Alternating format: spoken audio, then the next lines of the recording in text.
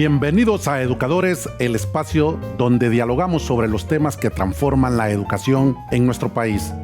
Hoy hablaremos sobre la educación cultural, un pilar fundamental para fortalecer la identidad, la creatividad y el pensamiento crítico en las nuevas generaciones. Nos acompañan dos invitados que impulsan proyectos culturales desde distintas trincheras. Director de Observatorio de la Cultura de Honduras, Carlos Padilla. Un gusto. Un gusto. Y una destacada promotora educativa, coordinadora de proyectos Hilos Invisibles de la Migración, que lleva arte a las escuelas, Alejandra Bonilla. Un gusto. Gracias. Comenzamos. Carlos, ¿qué papel juega la educación cultural en el desarrollo integral de la niñez y la juventud hondureña? Bueno, yo creo que la educación cultural es sumamente importante, ¿no? Porque eso nos permite fundamentar, ¿no? Tal como usted lo dijo en su inicio, ¿verdad? La identidad cultural, ¿verdad? Que es algo muy importante, ¿no? La identidad nacional. Y si lo hacemos desde la edad temprana, podemos afianzar, ¿verdad? Mucho mejor esos valores que nos permiten cimentar, ¿verdad? Lo que significa eso que llamamos la hondureñidad, ¿verdad? En la actualidad hay mucha crítica sobre cómo nuestros jóvenes y nuestra niñez está muy influenciada por aspectos culturales, ¿verdad? De otros países, ¿no? Que, claro, tienen mayor capacidad de difusión de sus valores, de sus intereses culturales, y eso hace que los adoptemos, ¿verdad? Porque estamos bombardeados constantemente. Sin embargo, en esta apuesta que hay en la formación cultural desde temprana edad, ¿verdad? Podemos hacer, ¿no? Que nuestra juventud valore mucho más su identidad cultural, su identidad nacional, para entender, ¿verdad? Que Honduras tiene algo que aportar en el concierto de las naciones. Carlos, cuando hablamos de cultura, se escucha mucho en la calle y me gustaría que ampliáramos más ese concepto, porque dicen, alguien botó basura, por ejemplo. Sí. Arroja basura en la calle y dice, ese no tiene cultura.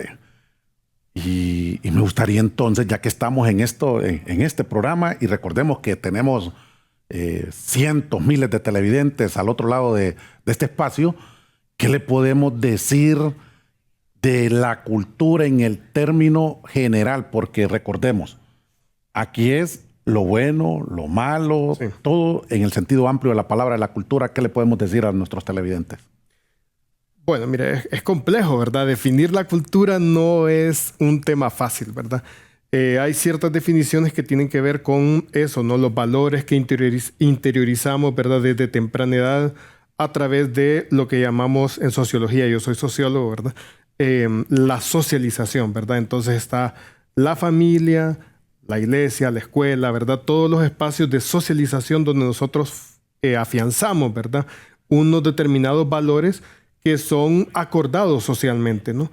Pero por otro lado, también la cultura está en constante movimiento, ¿verdad? No es algo estático, ¿no?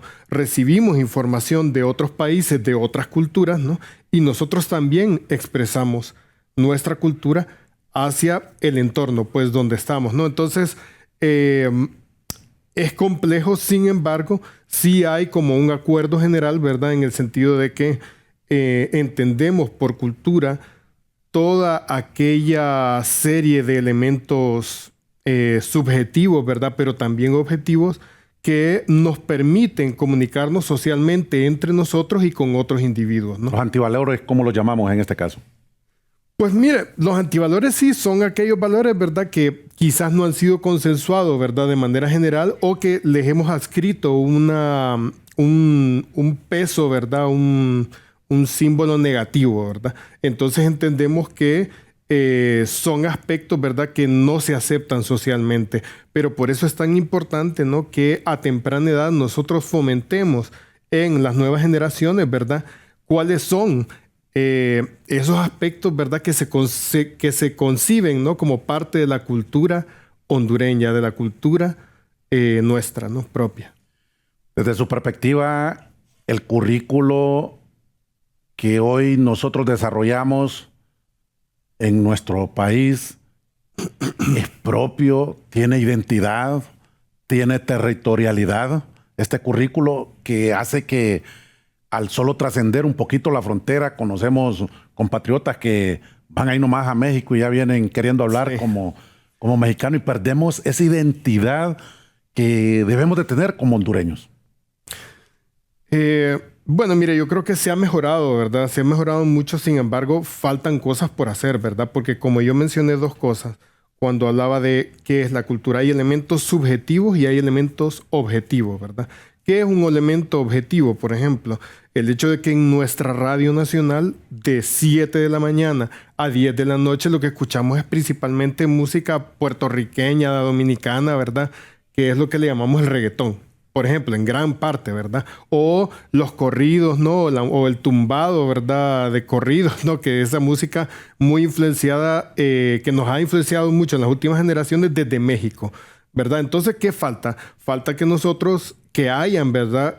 Apuestas políticas, pero también que aterricen, ¿no? En lo objetivo, en fomentar nuestra música nacional, ¿verdad? ¿Qué tiene que escuchar un hondureño, ¿verdad? Una hondureña de otros países cuando tenemos artistas de la talla de Guillermo Anderson, pues, ¿verdad? Cuando tenemos producción nacional muy buena. Entonces, ese es un pequeño ejemplo que yo le puedo poner de cómo es necesario que reforcemos más los elementos de identidad cultural, ¿verdad? Pero creo que se han dado pasos, ¿no? Sobre todo en los últimos años, para fomentar, ¿verdad? Esa visión más nacionalista en el buen sentido, ¿verdad? Más identitaria de nuestra generación.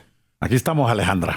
Estamos pendientes y me gustaría hacer esta pregunta porque conocemos que este es un proyecto bastante joven relativamente. ¿Cómo nace la iniciativa de incorporar proyectos culturales en las escuelas? Bueno, nace porque MUA tiene, una trayectoria, Mujeres en las Artes tiene una trayectoria ya de 30 años. Casualmente este año, en junio, cumplió sus 30 años y es cuando esa trayectoria identifica y vive varias experiencias en diferentes proyectos educativos y ve la importancia de poder incorporar, de poder hablar de estos temas sociales, de problemáticas sociales que nos pasan día a día con los proyectos, pero incorporando ya la parte artística y la parte creativa. Entonces, a raíz de ahí es como surge Hilos Invisibles de la Migración, poder abordar la migración, pero ya desde una perspectiva artística.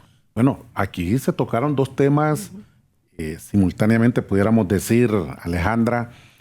Primero me gustaría que contáramos un poco de qué es MUA y por qué nace. Y segundo, qué son estos hilos invisibles por la migración, porque cuando hablamos de MUA hablamos de 30 años, pero ¿cuántos desconocen de esta organización o de este proyecto? ¿Cuántos desconocíamos que existía también hilos invisibles por la migración? Entonces, es importante que nuestros televidentes estén al tanto para así poder ir extendiendo y poder ir viendo de qué manera como sociedad nos incorporamos en este tipo de proyectos que son muy interesantes. Bueno, al inicio también hablábamos con el compañero, conversaba un poco acerca de la identidad y de la cultura, ¿verdad? Entonces, MUA nace también de poder impulsar el trabajo de mujeres artistas, que es muy poco visibilizado, era en un inicio, ha llevado como sus altibajos y es ahí a partir de donde surge también esa visión de poder no solamente abordar la parte artística desde la parte académica, porque muchas veces creemos como población o como sociedad que el arte no podemos tener acceso a ellos, a él, ¿verdad? Al arte o a la cultura, cuando realmente es un derecho humano. Entonces, a partir de esa visualización es cuando MUA comienza a desarrollar una serie de proyectos educativos. Por ejemplo, el que se está viendo en pantalla es Hilos Invisibles de la Migración. Está también el proyecto Educar a través del arte, que es con el cual surgen todos estos problemas educativos, estas temáticas educativas. Y cada uno va abordando diferentes temas. Educar a través del arte era un proyecto que nace en el 2012. Mujeres en las Artes, aparte de poder impulsar ese trabajo artista, va de la mano el tema educativo y ya aborda, como lo decía Carlos al inicio, poder abordar los públicos más pequeños, porque es así como vamos a ir construyendo estas generaciones un poco más informadas, un poco más adaptadas a la información, sobre todo a este derecho de poder accesar a la cultura y al arte como seres humanos. Entonces es ahí cuando, bueno, un poquito contando la trayectoria de MUA, que comienza como una organización que aborda directamente un poco el tema de las exposiciones artísticas, pasa al proyecto Educar a través del arte, uno de sus tantos proyectos ya pero meramente educativos, donde se va a centros educativos y se da una formación meramente artística, abordando diferentes técnicas artísticas con los niños y las niñas. Y luego, posteriormente, van surgiendo otros proyectos, como por ejemplo el proyecto Arte y Cultura para el Desarrollo, el proyecto Compás, proyectos en donde ya vamos abordando también otras problemáticas, como por ejemplo son las violencias hacia las niñas y a las mujeres. Está ahí Los Invisibles de la Migración, que aborda el tema de la migración como derecho humano. Está también otras temáticas, ¿no?, que se van incorporando siempre desde la parte artística. Entonces, Hilos ahorita es un proyecto relativamente nuevo, como le comentaba al inicio, ¿verdad?, antes de comenzar, y nace directamente del Voluntariado Cultural Educa, que tiene Mujeres en las Artes. Es una propuesta en donde igualmente con los otros proyectos se abordan con las escuelas de centros históricos del Centro Histórico de Tegucigalpa, y se ha tenido la oportunidad el año pasado de trabajar con centros educativos en San Pedro Sula. Qué interesante, pero también desde acá cabe preguntar cuánto han sentido ustedes que ha sido oportuna la organización, porque recordemos que día con día estamos viendo que hay un mayor número de femicidios, y no sé si también han hecho ese balance. Y la otra pregunta simultáneamente es si ahorita se va a un proceso electoral, que ya es el 30 de noviembre, ¿qué le estaría pidiendo usted a estos candidatos, que más de uno de estos 5 que están legalmente inscritos van a asumir la presidencia de la República? Bueno, contestando a su primera pregunta, MUA como organización no maneja, no profundiza tanto en estadísticas, porque creo que hay organizaciones especializadas para eso, como por ejemplo los observatorios nacionales de la violencia, pero sí el tema educativo es importante, porque ahí es donde uno suma el tema de la cultura, de la educación, el tema de los aprendizajes y sobre todo de poder compartir vivencias de manera individual y colectiva. Y a manera de lo colectivo es donde nosotros construimos ciudadanía. Entonces, respondiendo a la segunda pregunta, va muy vinculado a esa ciudadanía, ¿no?, y a esa colectividad. MUA, una de sus prioridades es a poder tener el acceso de políticas públicas que protejan la parte cultural, la parte artística, la parte de los trabajadores sociales de la cultura. Esa es como un apunte hacia donde se puede tener esas exigencias hacia estos gobiernos que se avecinan, y sobre todo a estos candidatos, ¿verdad? Creo yo que el acceso de nuestro derecho como seres humanos a la cultura, al arte, a la educación, creo que es sumamente importante siempre tenerlo como al pie de la lucha de cada uno de los trabajos, bueno, al menos de MUA, es como su prioridad, ¿verdad? Carlos, ¿qué iniciativas impulsa el Observatorio de la Cultura de Honduras para promover el arte y la cultura en el sistema educativo? Pues mire, primero me gustaría explicar un poco de manera introductoria, ¿verdad?, qué es el observatorio, ¿no? El Observatorio de las Culturas es una unidad adscrita a la Secretaría de las Culturas, las Artes y los Patrimonios de los Pueblos de Honduras, ¿no? En ese sentido, nosotros en estos momentos estamos recopilando información para poder responder a los indicadores de cultura establecidos por la UNESCO, ¿no?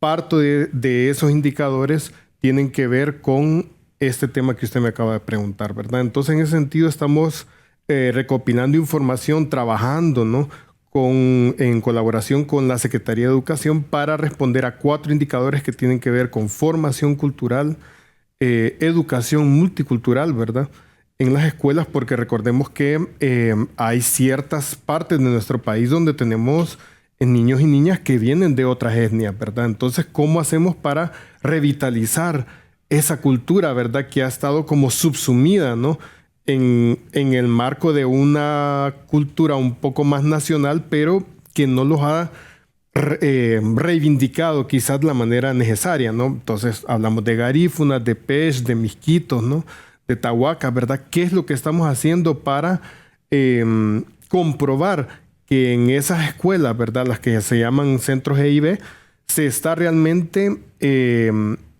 atendiendo, ¿no?, a esas necesidades, ¿verdad?, de esta población que tiene un origen, ¿verdad?, particular, y que es necesario recordar que es parte de nuestra cultura, no la podemos olvidar. Entonces, como observatorio, estamos todavía dando unos pininos, ¿verdad?, con el Observatorio de Reciente Creación 2023, y estamos creando pues esa base de datos, esos registros, ¿verdad?, de culturas, de artistas, ¿no?, pero también en relación con nuestros pueblos originarios y afro-hondureños, que son los que nos brindan otros elementos a eso que llamamos la identidad nacional y que debe estar incorporándose en el sistema educativo. Esto que se ha ido perdiendo la lengua materna en estos espacios, ¿qué les motiva a ustedes hoy o qué se les estaría pidiendo como parte de la política pública o poder insertar en la currícula que no podemos perder? Porque recordemos, somos, desde la perspectiva que usted lo plantea, sí, somos un país multicultural y por ende, creo que si no me equivoco, andamos entre 7 ahorita o 9 que iniciaron originalmente las culturas que nosotros tenemos. Es correcto, 9 pueblos, sí. Por eso, en ese sentido, es necesario, ¿verdad?, ponerlo en el centro de la discusión. Esa multiculturalidad, no ha sido muy reconocida, ¿verdad? O sea, a nivel nacional, pues, de alguna forma, ¿no?, se ha quedado un poco invisibilizada y es pertinente que ahora, ¿verdad?, desde estas instancias estatales como la Secretaría de Culturas, la Secretaría de Educación, ¿verdad?, hayan apuestas que permitan revitalizar y fortalecer esas culturas, porque si no, usted mismo lo mencionó, pues pasa lo que ha pasado, ¿verdad?, que de repente tenemos pueblos, ¿no?, con una gran riqueza cultural que se van perdiendo porque son los mayores quienes conocían la lengua, ¿verdad?, pero nadie se tomó la molestia de sistematizarlo, de escribirlo, ¿verdad? Quizás no tenían una lengua escrita, pero hay métodos, ¿no?, sobre todo en la actualidad, y técnicas que permiten recuperar esa riqueza cultural, ¿no? Y es por eso que hay que apostarle a estas instancias. Sí. Gracias por su respuesta. Vamos a nuestra primera pausa. Ya regresamos.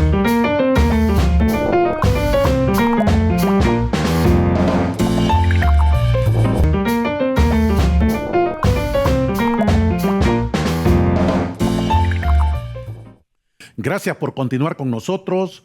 Hoy hablando sobre la educación cultural. Alejandra, ¿qué impacto ha tenido la educación cultural en el rendimiento o comportamiento de los alumnos? Bueno, creo que ya son más de 10 años que MUA ha tenido esta trayectoria en centros educativos. Creo que el impacto que hemos tenido es que sí, han comenzado a formar parte del voluntariado cultural, como esa espinita o ese interés de poder comprender o profundizar un poco más de qué es lo que se hace en el ambiente cultural, en la parte educativa. También cada año damos como procesos con talleres en los mismos centros educativos.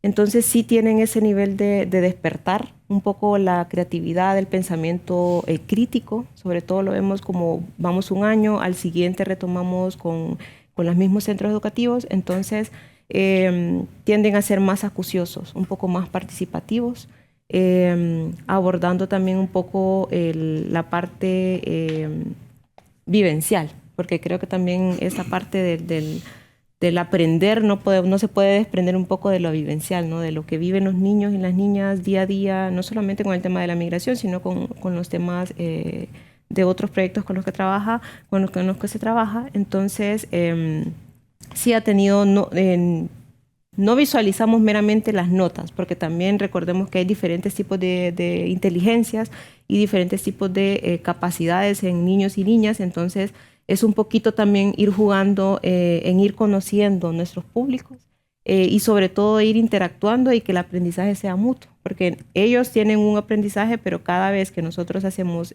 talleres o convocatorias para actividades en espacio público, es un aprendizaje que también nos llevamos nosotros. Entonces, creo que ese proceso continuo que cada año se realiza vale la pena rescatarlo y continuar haciéndolo, ¿no? Creo que deja como esa espinita de poder ir abriendo otros tipos de temáticas y otros temas de poder explorar o de pensar en los niños y las niñas en las escuelas. ¿Cuántos centros educativos tienen intervenido?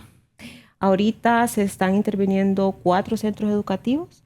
Se comenzaron con 10 centros educativos en el 2012, pero bueno, a raíz de pandemia tuvimos que reestructurar un poco el tema de la forma en cómo trabajamos, pero sí ahorita se están abordando 2 centros educativos que manejan una alta capacidad estudiantil de matrícula, como es el caso de los Estados Unidos y la Escuela Cabañas, que es una escuela de niños. Entonces, son 2 de las 4 escuelas. Otra es Amor en Acción, que es una escuela para personas con discapacidades auditivas o de habla o con un diagnóstico de autismo. Entonces, también cada uno de los centros educativos es un reto para Mujeres en las Artes, para el equipo. Y casualmente, hoy en la mañana tuvimos un taller con la Escuela Amor en Acción, en donde los niños construyeron estos barriletes y fue una experiencia que nos llevamos, cada uno y cada una, pero sobre todo esas narrativas y esas historias que nos comparten, porque también es poder construir espacios seguros de escucha activa en donde ellos nos puedan comentar un poco de sus vivencias, en este caso sus vivencias migrantes, pero construir estos espacios seguros en centros educativos nos permite construir un poco también de la cultura, ¿no? De poder tener un espacio seguro a nivel colectivo, porque sin colectividad no podemos trabajar. ¿Su radio de acción ahorita es urbano o también han intervenido algún centro educativo a nivel rural? A nivel rural, directamente lo ha estado haciendo las casas de la cultura institucionales. Estamos trabajando específicamente con Hilos Invisibles de la Migración. Son 9 casas de la cultura, en donde cada casa lleva el resultado de lo que fue Hilos Invisibles de la Migración del año pasado, que es la exposición de arpilleras, con el mismo nombre del proyecto. Cada casa se ha comprometido a poder llevar estas exposiciones a otros centros educativos. Entonces, ¿cuántos años usted, Alejandra, no de la conformación de MUA, sino usted de estar en este proyecto? Yo estoy desde el 2012, igual. 2012. Sí. Cuéntenos una anécdota positiva del 2012 hasta la fecha. Pues que, bueno, una de las memorias que yo siempre voy a tener es en Educar a través del arte. Se convocaban a 1000 niños a pintar. Entonces, yo soy una persona introvertida. Entonces, para mí interactuar con muchos niños, porque el proyecto era una serie de talleres para luego ir a pintar todas las escuelas juntas. Entonces, poder estar en un espacio con más de 1000 niños y niñas pintando, siendo creativos, experimentando, perdiendo el miedo, interactuando entre las mismas escuelas, creo que justamente en ese momento, uno puede decir que trabajar en la parte cultural y vinculándola en la parte educativa, creo que surgen estos espacios y coyunturas de poder compartir. Y es compartir nosotros como hondureños y como hondureñas de quiénes somos, qué vivimos, qué necesitamos, qué cosas coincidimos o cuáles son nuestras diferencias. Creo que también es como en ese espacio uno podía visualizarlo todo al mismo tiempo. Toda nuestra identidad, como se hablaba al inicio, toda nuestra identidad estaba en esa imagen que yo tengo desde el 2012, que fue en el estadio Chochi Sosa, tener a esos 1000 niños y posteriormente cada mega taller era completamente diferente. Hoy convertidos en hombres y mujeres. Así es. Carlos, estamos siempre acá. Sí.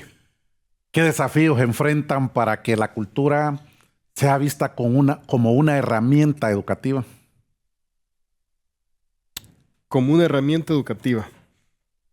Bueno, mire, yo creo que en principio el mayor desafío es que haya voluntad política y que haya una concepción, ¿verdad?, desde el Estado de que la cultura es un elemento importante para el desarrollo, ¿verdad?, para el desarrollo humano, ¿no?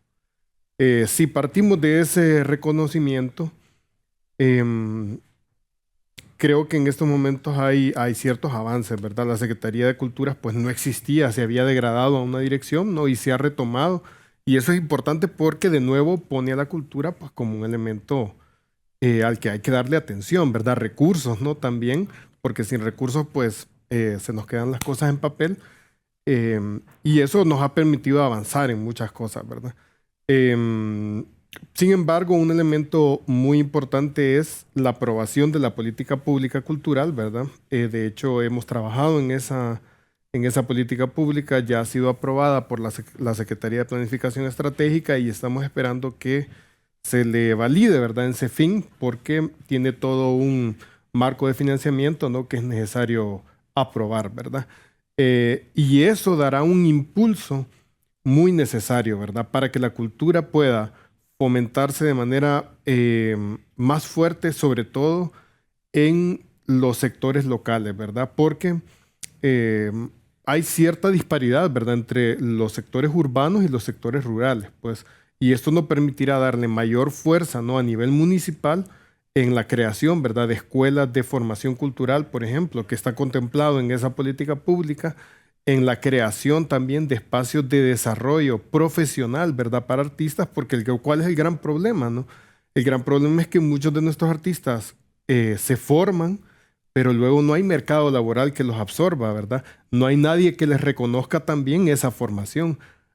Miren una anécdota puntual, ¿verdad? Hay compañeros que han ido a estudiar en Argentina, ¿no?, donde ya hay otro nivel, pues, académico, ¿verdad?, y donde es parte de un pensum oficial, ¿verdad?, la formación cultural y artística, y formaciones que tienen que ver con teatro, ¿verdad?, con danza, ¿no?, con artes escénicas, pero cuando vienen aquí, ese título no les vale, ¿verdad? Entonces deben incorporarse a otro tipo de actividad o quizás a dar clases, ¿no?, en el mejor de los casos.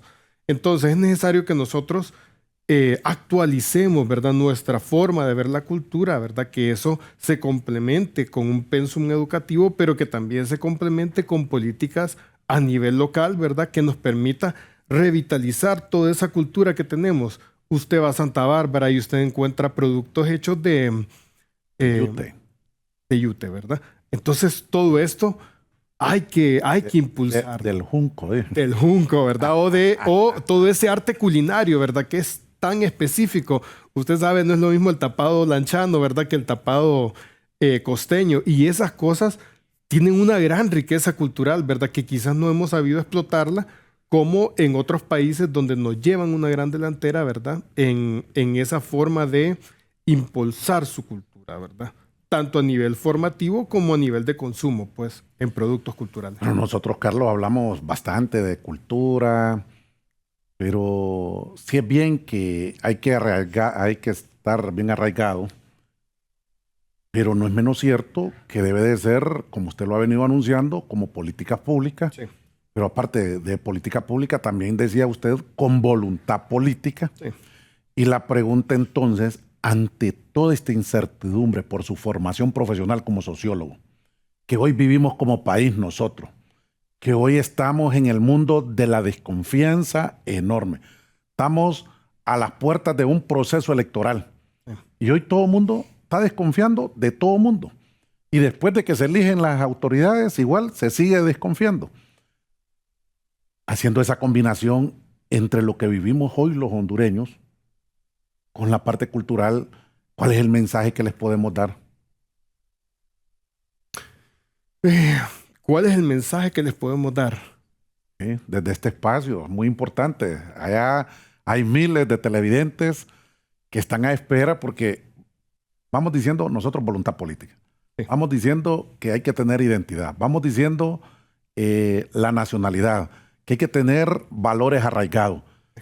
Pero recordemos que parte del antivalor es la incertidumbre, es la desconfianza, es lo que se ha podido generar entre el espacio. Y por ejemplo yo le decía, usted como sociólogo, dentro de esa formación que sabemos que la sociología viene a estudiar estos espacios de poder convivir nosotros como sociedad, ¿qué o cuál sería el mensaje que le daríamos a nuestros televidentes para los que hoy manejan esas políticas que de repente de una u otra manera, acertadas o desacertadas, nos toca convivir con ellos?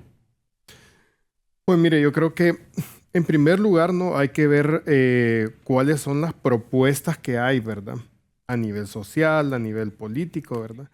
Que también debe haber una cultura del diálogo, ¿verdad? Es muy importante porque a veces la desconfianza, ¿verdad? Lo que genera es que nos distanciemos más, ¿verdad? Y entonces hay que hacer esfuerzos, pues, para unirnos, ¿no? Para unificarnos como nación a través del diálogo. Y que es necesario ver cuáles son las apuestas que hay, ¿verdad? A políticas públicas o la falta de apuestas de políticas públicas, ¿verdad? Desgraciadamente, en estos momentos tenemos una Secretaría de Cultura que está volviendo, ¿verdad?, a revitalizarse, ¿no? Porque hubo una discontinuidad, pues, y esas cosas luego tienen un gran impacto en nuestro presente y en nuestro futuro, ¿verdad? Y en la sociedad misma, ¿verdad? Yo he presenciado cosas, mire, que me gustaría exponerlas solo como un ejemplo, pues. Yo fui hace 2 años, creo, a una casa de la cultura en Olancho. Y mire, a mí me dolió en el corazón pues ver cómo este lugar era un lugar recuperado porque en algún momento fue una posta policial.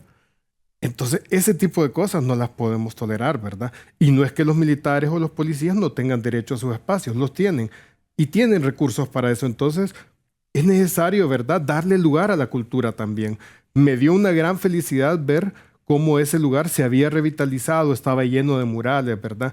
Y yo creo que en ese sentido hemos tenido avances. Pues ahora hay más casas de la cultura. Ahora la editorial, por ejemplo, Eva Tais, ¿verdad?, de nuestra secretaría ha publicado en este año 13 títulos, ¿verdad? 13 libros, ¿no?, que tienen reproducción pública.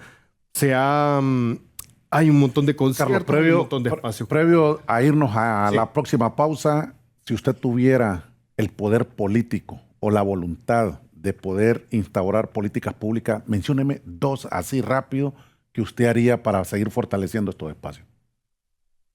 Pues mire, yo tomaría los que les hemos apostado en la política pública que esté en discusión, ¿verdad? El reforzamiento de la formación cultural y artística a nivel local, ¿verdad? Y la creación de espacios de formación profesional para nuestros artistas también. Gracias por responder a nuestras interrogantes. De momento vamos a una nueva pausa, ya regresamos.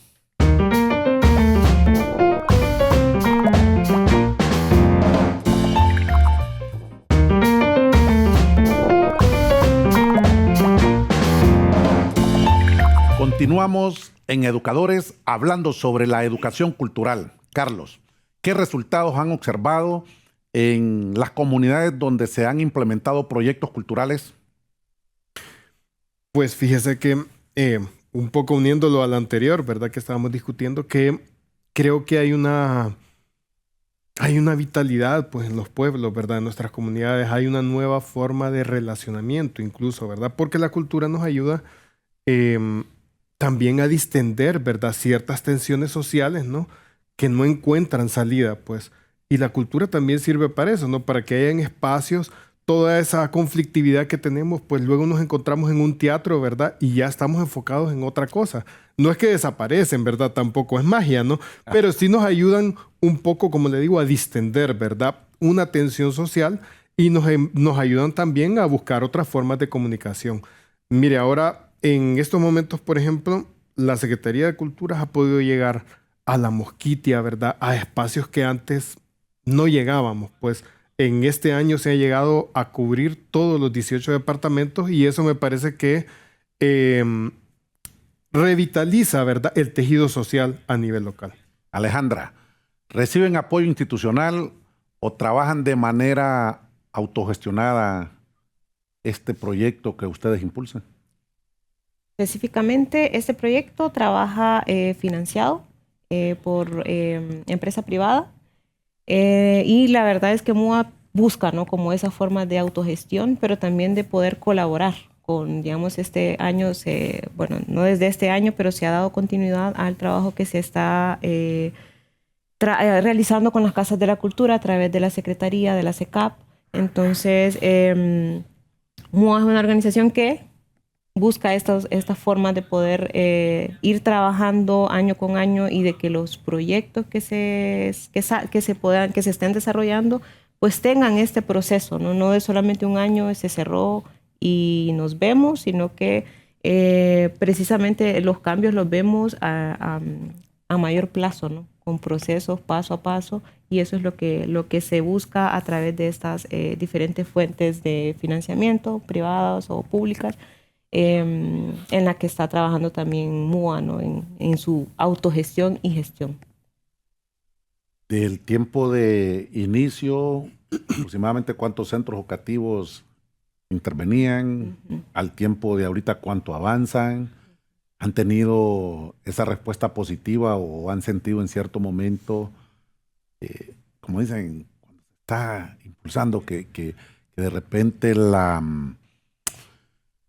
se quiere avanzar más rápido, se quiere tener mayor cobertura, y para no llamarlo así como que es un obstáculo, para no llamarlo como que ustedes han caído en ese bajo, pudiéramos decir, en esos análisis que hacen para avanzar, para poder autogestionar, ¿cuál ha sido ese momento más duro y cuál es el llamado que le hacemos hoy a la empresa privada y al gobierno como tal, a quien corresponda, para poder apoyar este tipo de programa? Bueno, cada año tiene como su peculiaridad, ¿verdad? Entonces, creo que el proyecto inicial que da paso a estos procesos meramente educativos, artísticos y culturales, comienza en el 2012. Pero MUA ya tiene una trayectoria previa. Entonces, creo que es importante poder también tener estos vínculos, ¿no? Y no podemos trabajar aparte, ¿no? Y reitero otra vez, trabajar siempre desde lo colectivo, porque desde manera individual no tendríamos el avance que tuvimos al inicio. Porque cierta forma uno puede decir, bueno, el proyecto Educar a través del arte, convocábamos a 1000 niños, trabajábamos con 10 escuelas. Un año fueron 10, otros fueron más, otros fueron menos. Pero creo que más allá de los números, creo que los cambios que directamente y a manera de escucha y a manera de poder también continuar con estos vínculos, por ejemplo, hemos trabajado con mujeres del Mercado San Miguel, que es una característica también que se ha dado proceso de un seguimiento. Entonces, estas relaciones y estas conexiones humanas creo que suman muchísimo más que verlo meramente como número, ¿verdad? Entonces, eso a manera como de especificar. Y lo otro, claro que sí, el tema del financiamiento a organizaciones como MUA impulsan mucho su trabajo. Entonces, no es de poder bloquearnos y decir no, porque entonces nos perdemos de otras oportunidades, ¿no? Y también de otros aprendizajes, como es este caso en este año con el financiador del proyecto Hilos Invisibles de la Migración. Entonces, el mensaje más allá es poder también ir trabajando procesos de participación a procesos de financiamiento y poder ir trabajando y gestionando, porque creo que la palabra como clave en la parte cultural es poder gestionar. Entonces, creo que esa gestión no se puede parar. No podemos dejar de hacer conexiones financieras, humanas, entre culturas, porque entonces ningún proyecto tendría como ese valor que tiene. Así es, todo proyecto nace porque hay una iniciativa. ¿De quién fue la iniciativa cuando MUA se puso a disposición de esta sociedad hondureña? Fue iniciativa de la directora actual ejecutiva, América Mejía, y de 3 hermanas, Josefina, y Guaynari y la otra persona que se me olvida. Siempre tengo ese problema, pero son 4 mujeres con ese espíritu y ese deseo de que el arte y la cultura en ese entonces no estaba, sobre todo en la mujer, ¿verdad? Vinculada a la mujer, no estaba muy proyectado y había que trabajarlo. Entonces ellas dijeron, bueno, nos tomamos la batuta. Bueno, pero en educación este año es declarado. ¿Cómo está declarado? Ajá. No, la educación de este año y eso nos enorgullece, y precisamente ayer se tuvo una inauguración de una exposición y en el conversatorio decían que hay que destacar que este gobierno es una mujer. Entonces esa parte tampoco se puede dejar de lado. Entonces todo el trabajo que se ha hecho... Pero la Secretaría de Educación decretó este año como el año de las artes y la cultura. Entonces, estamos bien. Así es. Están apoyados. Así es. ¿Han sentido ese apoyo al 100, como decimos nosotros? Claro que sí. Bueno, sin temor, ¿verdad? Bueno. Carlos, ¿cómo integran las tradiciones y expresiones culturales hondureñas en sus programas? Pues, mire, yo creo que un gran aporte que tiene esta secretaría, ¿verdad? Es que tiene esa colita que se llama y de los patrimonios de los pueblos de Honduras. Entonces no solo vemos el arte o la cultura, ¿verdad? Separado, ¿no? Del tema patrimonial, ¿verdad? Y el tema patrimonial tiene que ver con eso, con las tradiciones de nuestros pueblos, ¿no? Que es necesario reivindicarlas, revalorizarlas, ¿no? E impulsarlas. Y eso se está haciendo, ¿verdad? En esa conexión con las comunidades. Y por otro lado, un tema que antes no se lo mencioné, también hemos estado trabajando en una ley de cultura, ¿verdad? Para presentarla ante el Congreso. Y es la primera ley, me atrevería a decirlo, que ha contado con un gran proceso de participación ciudadana, ¿verdad? Incluido organizaciones étnicas, ¿verdad? De representación étnica, gestores culturales, organizaciones gremialistas, ¿verdad? Por ejemplo, de teatro, de pintura, de música, etc.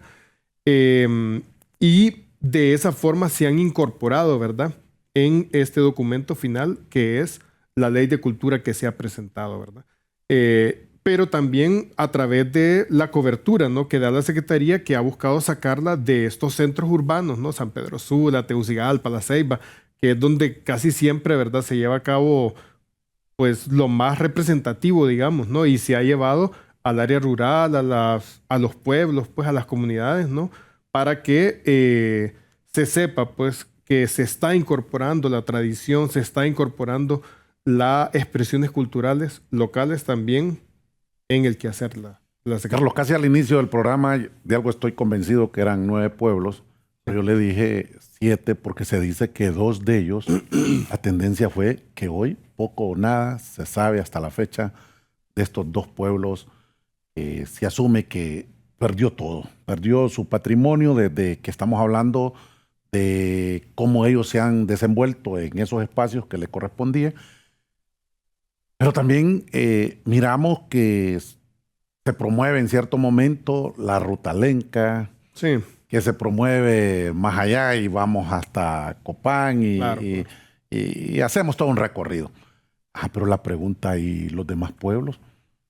¿Y qué ha pasado? ¿Y cuáles están próximos? Porque si usted hoy me pregunta, el que nosotros miramos así, como bien posesionado, o por lo menos que tienen menos tendencia en este momento de perder ese patrimonio cultural, son los miquitos por donde están, y son acá los compatriotas que viven en la zona costera, que nosotros pues decimos que hasta hoy pueden ser los pueblos más fuertes de estos 9 o de estos 7, porque se dice que 2 de ellos poco o nada se sabía. Correcto. Pues mire, como le digo, ¿verdad? Este es un tema de apuestas, ¿no? Y de voluntad, pero creo que sí hay mayor conciencia, ¿verdad? A nivel social, pero también a nivel institucional, de que es importante, ¿no? Impedir que las culturas de estos pueblos, ¿verdad?, que son la base, pues, de nuestra identidad nacional, se pierda o se termina de perder, ¿verdad? Afortunadamente, en nuestra Secretaría, la Dirección de Patrimonio y Cultura, ¿verdad?, hace un gran trabajo, ¿no? En contacto con el pueblo Lenca, con el pueblo Chortí, ¿verdad?, con el pueblo Tahuaca, ¿no?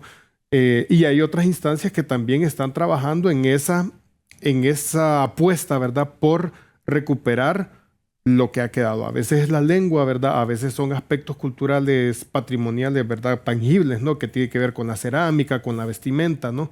Pero sí hay un cambio, creo yo, en la forma en que vemos a esos pueblos y en la forma en que nosotros también nos vemos en relación con ellos, ¿verdad? Gracias por su respuesta. Vamos a nuestra última pausa. Ya regresamos con más.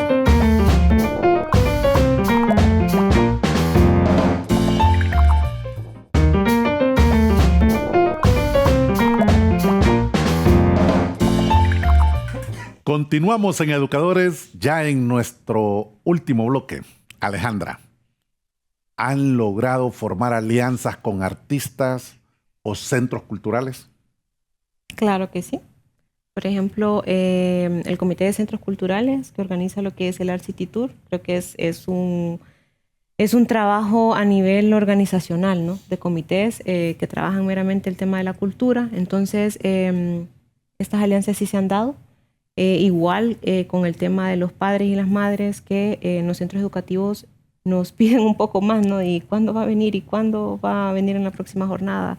¿Cómo se portó mi niño? ¿Cómo se portó mi niña? Entonces, esas alianzas sí se han dado y creo que son parte también del trabajo que se ha venido realizando, ¿no? Y creo que también es como una forma de retroalimentación entre todos y todas. Uh-huh. Aquí cabe la pregunta.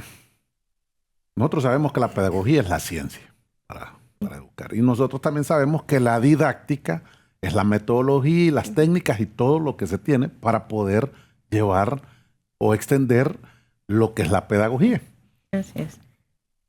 ¿Qué tipo de formación tienen las personas que están colaborando en este proceso para poder tener algo eficaz y que desde que se llega se apropian de este proyecto?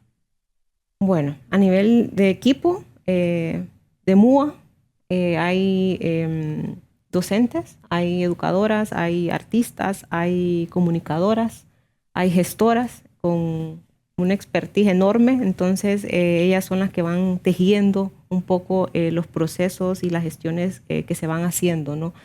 Y por parte del voluntariado cultural, que lo mencionaba al inicio del segmento, son multidisciplinarios. Entonces, siempre se hace una convocatoria anual y aplican.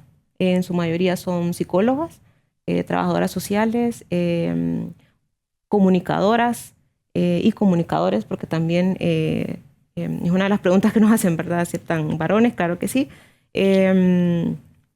Muchos historiadores, sociólogos. Entonces, todos esos conocimientos y como ese deseo también un poco de conocer, van haciendo que el equipo vaya trabajando desde diferentes miradas. Entonces, yo aporto desde mi lado, por ejemplo, las psicólogas, con el trabajo que se hace en el seguro social con las mujeres adultas mayores. Entonces, su especialidad ya es más enfocado en la parte de la salud mental. Entonces, cada una de las colaboradoras y colaboradores, voluntarios y voluntarias, artistas, cada uno lo ve desde su perspectiva y cada aporte nos va dando como una forma de cómo ir trabajando en cada uno de los proyectos. Alejandra, cuando usted llegó con una expectativa y dijo voy a formar parte de este equipo porque tenía unas expectativas. Yo sí, de manera personal, sí. De esas expectativas como persona para poderse incorporar en este proyecto, ¿las ha llenado?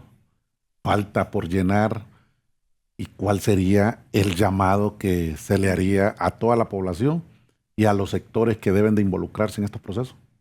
Bueno, a manera de anécdota, yo fui parte del voluntariado cultural de MUA y ese fue como mi primer acercamiento a la organización, mi primer acercamiento a la parte artística.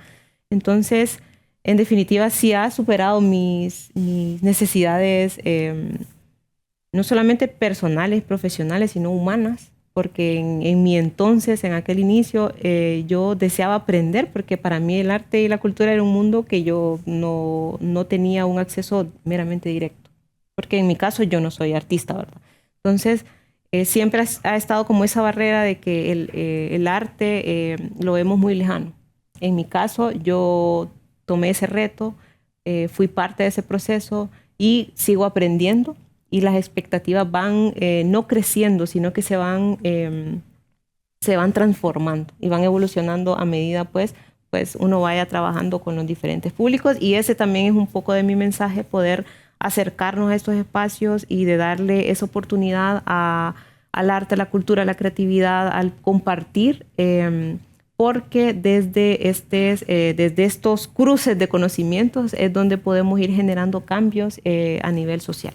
Carlos, ¿cómo se puede involucrar a los docentes en la promoción de la cultura en el aula? Pues, mire, yo creo que es necesario, ¿no?, que los docentes se concienticen, ¿no?, sobre el papel que tienen. Pues yo creo que ellos lo saben, pues. Pero en la reproducción, ¿verdad?, de la identidad nacional, ¿no?, de los elementos, de los valores culturales, creo que quizás hace falta que nosotros impulsemos una mayor concientización, ¿verdad?, sobre ese tema, sobre todo en los que tienen que ver con las menores edades, ¿verdad? Porque ahí es donde realmente se va formando esos primeros aspectos, ¿verdad?, del infante, ¿no?, en su relación con la cultura y puntualmente con el arte, ¿verdad? Pero los docentes tienen un gran reto, pues, porque tienen que enfrentarse casi a ese bombardeo cultural, ¿verdad?, que nos viene de afuera, y que desgraciadamente nuestros niños y niñas desde temprana edad lo reproducen, pues porque están expuestos, ¿no?, a la tecnología. Ahora hay menos censuras, ¿no?, en algunas cosas, en el buen sentido de la palabra, y entonces tienen una facilidad, ¿verdad?, de obtener información que está totalmente bombardeando y que con la cual competimos, ¿verdad? Entonces, yo le pongo un ejemplo chiquitito, pues. Usted se acuerda que antes en algunos momentos uno tomaba agua en un junco, ¿verdad? O uno tomaba agua pues en elementos que han sido parte de nuestra tierra, pues porque eso es el desarrollo de nuestros pueblos, ¿no? Pero eso se ha ido perdiendo, pues por los vasos plásticos, por los vasos, etcétera, por un sinnúmero de elementos comerciales, pero no aprendemos que eso no solo es un objeto, sino que es la representación de nuestra cultura, ¿no? Usted ve, por ejemplo, las culturas asiáticas, ellos después de miles de años mantienen un montón de esos elementos porque han cuidado pues su cultura, ¿verdad? Entonces nosotros debemos hacer un mayor esfuerzo, y en ese sentido, volviendo a la pregunta, pues los docentes tienen un gran reto. ¿Qué ejes transversales tiene esta ley que se está impulsando para poder profundizar en esto de la culturización en los centros educativos?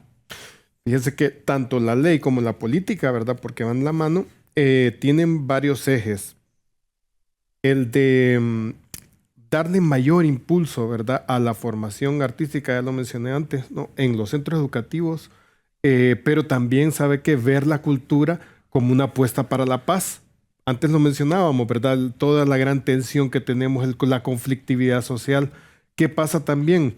Y ahí se vincula con otras instituciones, ¿verdad?, con Policía Nacional, con la misma municipalidad, ¿verdad? Nosotros tratamos de fomentar la cultura como un elemento de paz, de cohesión social, y todos esos ejes están en la ley y en la política, ¿verdad? Cultura para el desarrollo, cultura para fomentar nuevos nichos de empleo también, ¿verdad? Porque el arte es empleo, pues. No lo podemos ver como algo que es un hobby, eso es incorrecto. Y eso nos ha demeritado frente a otros países donde están fortalecidas las artes, ¿verdad? Viene un mexicano aquí, óigame, y eso es impresionante lo que vemos en los estadios, pero nuestros artistas no tienen las mismas oportunidades, los mismos escenarios, ¿verdad? Ellos ponen en su ley, si por cada artista que venga a dar un concierto, debe haber un artista nacional que también abra un concierto, ¿verdad? O que haya una relación, pues, para no perder la cultura, ¿verdad? Y también para revitalizar esos espacios culturales donde nuestros artistas hacen un gran esfuerzo por generar un producto cultural. Es que es importante que nuestros televidentes queden claro, Carlos, qué pasa cuando le decimos a alguien, es que vos sos inculto. ¿Qué pasa ahí? ¿Qué le podemos decir si estamos hablando de la cultura, estamos hablando del arte, estamos hablando del deporte, estamos hablando de poder formar parte de una sociedad que sea de manera de consenso, la palabra que esté ahorita de moda, sí, es cierto. Que estamos hablando de que estemos integrados, de una formación comunitaria, de ese tipo de cosas? Yo no sé si ustedes escuchan en las calles bastante que quedan, pero es que fulano es inculto. Y entonces eso es como el, ¿qué le podríamos decir? El antónimo de cultura. Sí, mire, yo creo que nadie es inculto realmente, ¿verdad? En el sentido etimológico de la palabra. Todos tenemos cultura, ¿no? Incluso una cultura negativa o una cultura que no valora, ¿verdad?, aquello que consideramos que es importante, ¿no?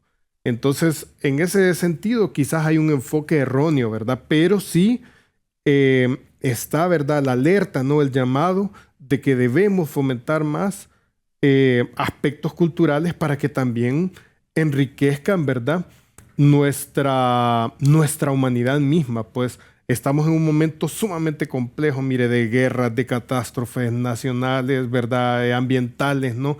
Y como humanidad debemos entender que la cultura es algo, ¿verdad?, que nos lleva a mejores estadios de desarrollo. Alejandra, ¿qué tipo de talentos han podido descubrir en el desarrollo de estas actividades? Bastante para teatro, pintura, y que creo que son de las expresiones un poco más experimental, ¿no? De que los niños tienen esa parte de poder explorarlo sin temor, y también un poco con el manejo de los títeres, que son dos personajes que nos han acompañado, Brian y Violeta. Entonces, estos tres elementos creo que han sido como bien destacados en los talentos que se pueden decir meramente como artístico, ¿verdad? Ya en otros, hay otros tipos de talentos más a nivel de conciencia, ¿no?, individual, que ya es un tema un poco más largo, pero sí rescatando serían como estos tres puntuales. Demos un mensaje final para todos los que hoy nos están viendo. Bueno, están invitados e invitadas a poder acercarse al arte, a la cultura hondureña, poder interiorizarnos un poco, reflexionarnos para poder ir generando autoconciencia, para poder ir trabajando desde a nivel profundo personal y proyectándolo a nivel colectivo. Y bueno, están invitados en este caso a todos los espacios y proyectos y actividades que pueda estar generando Mujeres en las Artes en espacio público, y pues vivamos un poco el tema de la cultura y el arte, y trabajémoslo en conjunto. Carlos, ese mensaje final para los televidentes. Sí, bueno, quizás solo decir, ¿verdad?, que la cultura nos permite llegar a nuevos estadios de desarrollo, ¿verdad? Y es lo que realmente nos dignifica como humanos, ¿verdad? Y nos permite expresar esos valores de los que tanto hablamos, ¿verdad? Es importante que hagamos una apuesta por la cultura. La cultura es semilla de identidad, creatividad y ciudadanía. Apostar por una educación con sentido cultural es formar seres humanos más conscientes y comprometidos con su entorno. Gracias por acompañarnos en Educadores. Hasta la próxima.